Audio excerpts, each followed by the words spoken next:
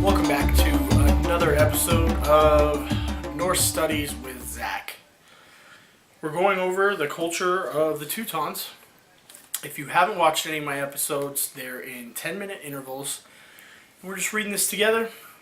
Feel free to start at any episode that you've missed. Go back through my page. You can catch up with us. It's pretty easy.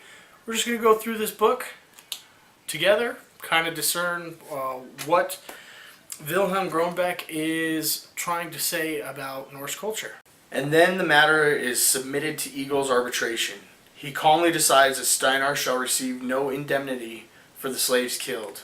His homestead is confiscated, and he himself shall leave the district before flitting day. There is a touch of nobility about Eagle's last public appearance, the nobility of a great simple character. He accepts the office of arbitrator and decides the case. As we can see, against all reasonable, likely, justified expectation, as if only his own side existed, and does so with a cool superiority which leaves no sort of doubt that he acts with the full approval of his conscience. Here again, Eagle stands as a monumental expression of a dying age. The same naivety is seen directly in another old-fashioned character, Hallfred, called the Wayward Skald. On one occasion, when his father, with rare impartiality, has judged against him, he says, "Whom can I trust when my father fails me?" The straightforward simplicity, taking one view as a matter of course, places Hallfred, as it does Eagle, outside all comparison with great or small examples of selfishness or injustice, and makes them types.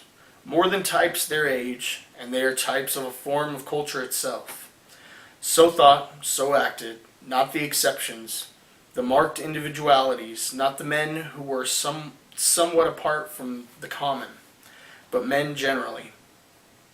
The idea of Frith is set so deeply beneath all personal marks of character and all individual inclination that it affects them only from below, not as one inclination or one feeling may affect another.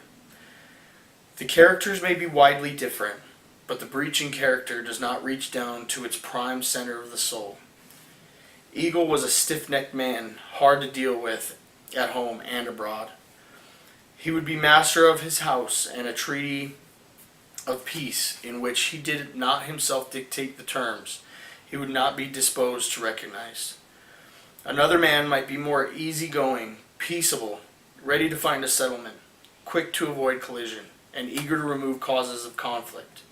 But he could never be so save on the basis of Frith and kinship.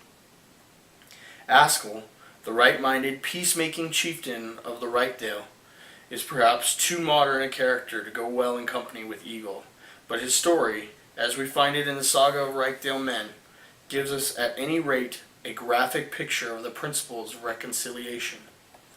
Askell is so unfortunate as to have a sister's son, whose character is such that strife seems a necessity to him. And Askell's task in life is to follow on the heels of his Vemund, and put matters right against after him. He carries out his task faithfully. He is ever on the spot as soon as Vemund has had one of his great days, to effect a reconciliation and make good the damage done by his kinsman. Vemund's achievements in the greater style begin with his joining company with a wealthy but bad man, Honef.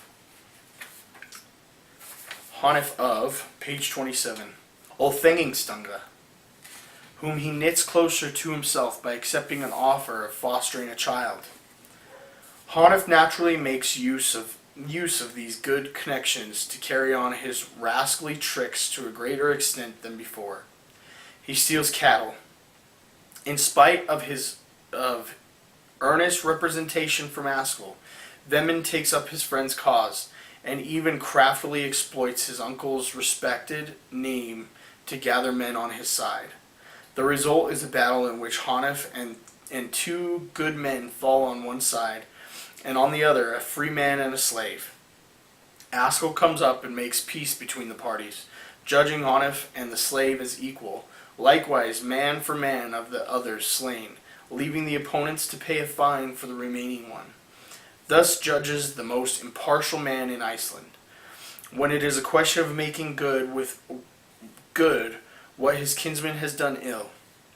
Vemin's next achievement of note is cheating a Norwegian skipper to sell him a shipload of wood already sold to Steingrim of Eyjafjord.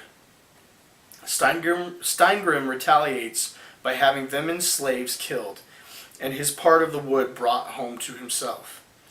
Askell has to go out and settle matters again, and when Vemin finds that this intervention has not procured him reparation for the slaves, Askell offers him full payment for them out of his own purse.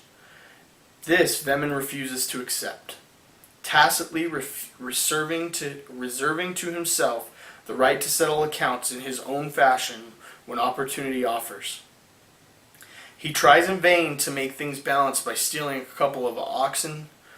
Steingrim has bought. His disinterestedness in the affair is shown by his offering them to Askell as a gift, but he gets no real result out of this either. Only a couple of killings and a settlement, the last, of course, being Askell's work.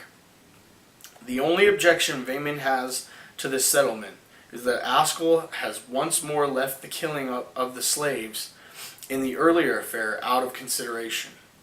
He now tries another way, hiring a wretch to insult Steingrim in a peculiarly obnoxious fashion, and this time Askell's attempt at peacemaking fails owing to the bitter resentment of the other party. Not until an attempt at vengeance has led to the killing of Vemin's brother, Herjolf, does the right-minded chieftain succeed in effecting a settlement whereby Herjolf is to be paid for.